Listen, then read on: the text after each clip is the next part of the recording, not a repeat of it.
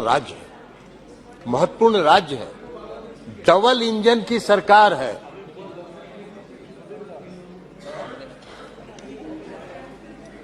Double engine की सरकार है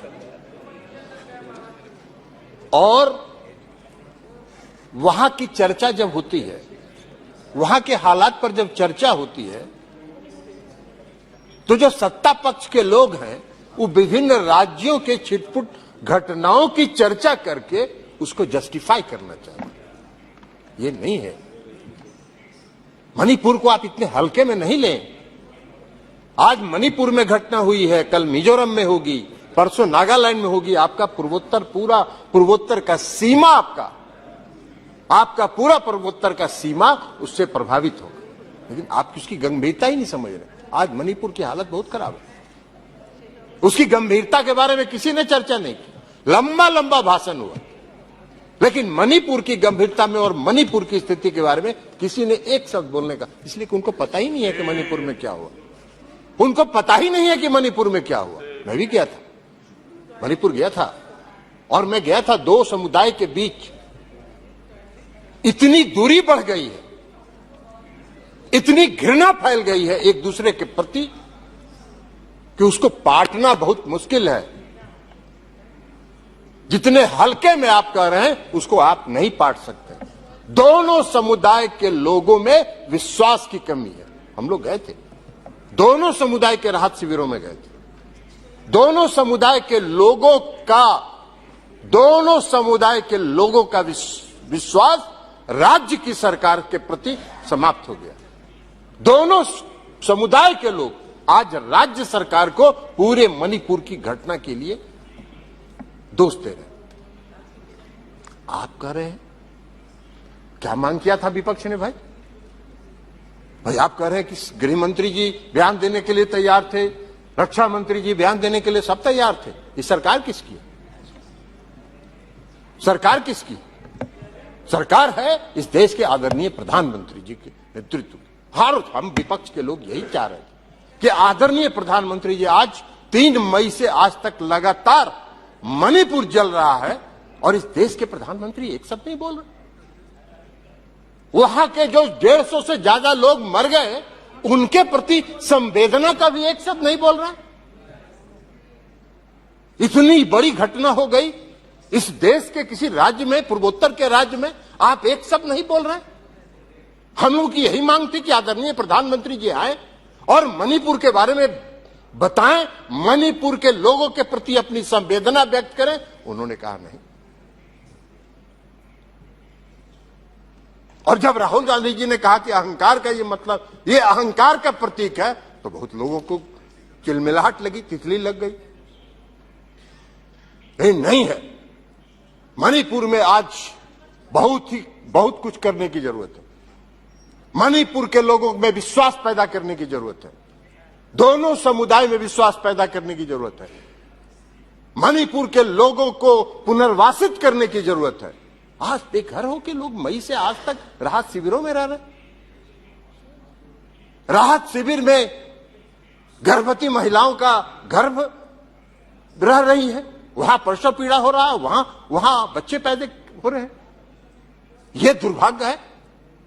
और आप कह रहे हैं उसको अलग अलग राज्यों की छिटपुट घटनाओं को जोड़कर आप कह रहे हैं कि बहुत सही।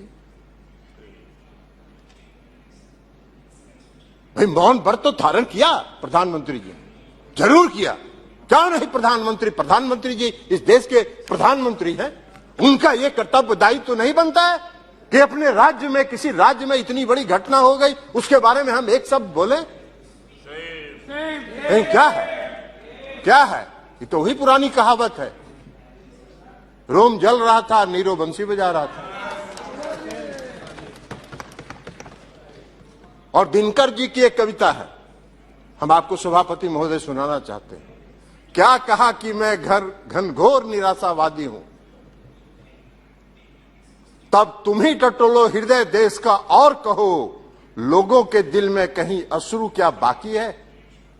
बोलो बोलो विस्मय में, ये मत मौन रहो। ये है दिनकर जी की कविता। आप मौन धारण कीजिए। आपको इस देश की जनता ने देश चलाने की जिम्मेवारी दी है, लेकिन है, और इसलिए आज अविश्वास प्रस्ताव लाना पड़ा। महोदय अभी आएंगे, बोलेंगे, आप चिंता मत, चुप रहिए, बैठिए ना, अभी आपको बताएंगे, अभी वो भी बता देंगे आपको,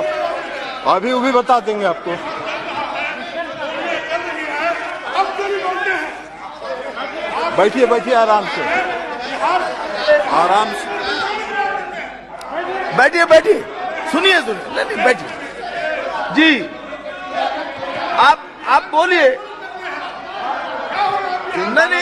चिंता मत करिए, आपका जब नंबर आए तब बोलिएगा, आप बोलने दीजिए, प्लीज बैठ जाइए, कोई चिंता नहीं, ठीक है, टिकट नहीं, जब आपका पक्ष का नंबर आएगा बोलेगा, आप बोलिएगा, सबको बोलने दीजिए जी, बोलिए, उधर ध्यान मत दीजिए, आप बोलिए। सभापति महोदय, अब हम जरा बता दें, आदरणीय प्रधानमंत्री जी, हम बता दें, आदरणीय प्रधान रिकॉर्ड में नहीं जा रही है, 9 वर्षों से राजीव रंजन सिंह जी के रिकॉर्ड में जा रही है जी, 9 साल से इस देश में शासन कर रहे हैं, और इस देश की जनता आज अपने आप को छला हुआ महसूस कर रही है। 2014 में इस देश के प्रधानमंत्री नरेंद्र मोदी जी चुनाव लड़ रहे थे, किसके बल पर जीत रहे थे? इस देश के नौजवानों पर, इस देश के बेरोजगारों पर क्या वादा किया था उन्होंने?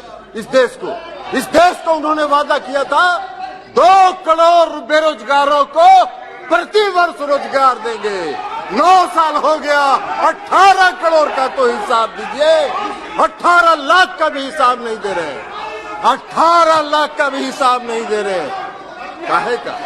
और बना दिया क्या दिया? हाँ, रोजगार दिया एक आदमी को रोजगार जरूर मिला, वो सबसे बेरोजगार था।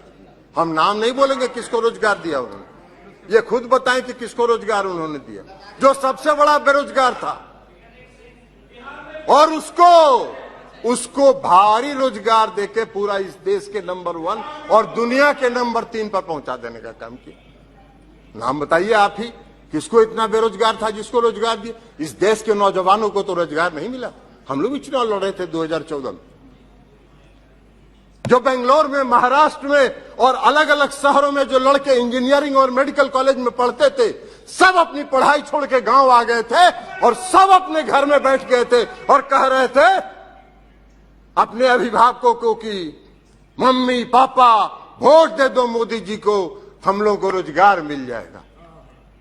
रोजगार तो मिल गया, क्या हुआ? आज वही लड़के 5,000 4,000 रुपए की नौकरी के लिए प्राइवेट कंपनियों में दर भटक रहे हैं। 18 करोड़ लोगों के रोजगार का क्या हुआ? 18 करोड़ लोगों के रोजगार का हिसाब दीजिए। बना क्या दिया आपने? अभी रक्षा मंत्री जी नहीं है, रक्षा मंत्री जी नहीं है। रक्षा मंत्री जी को मालूम है इस देश में जो नियमित सेना में बहाली होती है, लाखों नौजवानों ने नियमित बहाली में दौड़ में पास किया, उनका मेडिकल हो गया, उनका नियुक्ति पत्र जारी होना था, उसको फाड़ के फेंक दिया गया और 4 साल के लिए अग्निवीर बना दिया गया। बाहर रोजगार के प्रति आपका नजरिया, कौन सा रोजगार के प्रति आपका नजरिया है? यही है आपका रोजगार के प्रति आपका नजरिया।